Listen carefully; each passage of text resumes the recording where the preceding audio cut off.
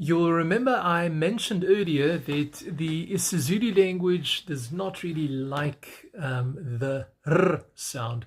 And in the word Imfolomane, you find a very good example of this principle again, where a word is borrowed into the isiZulu language that initially had the r sound, but it became what we might call Zulufied. It was adapted to the phonetic system, the way isiZulu speakers pronounce their words.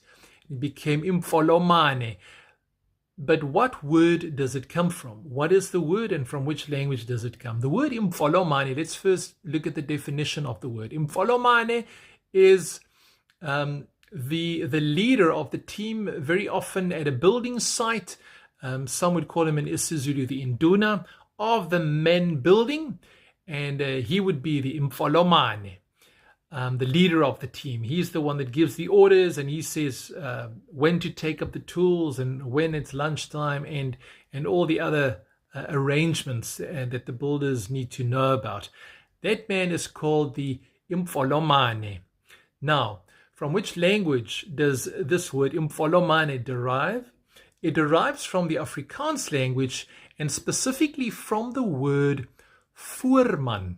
Voorman. Voor is a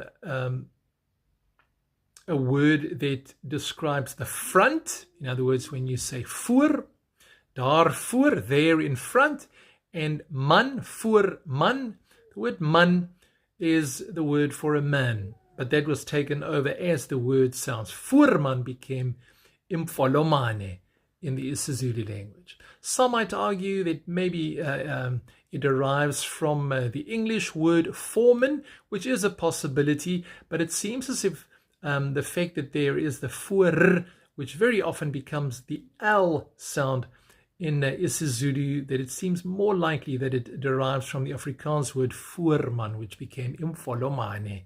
To all the Imfolomane out there, everything are the best.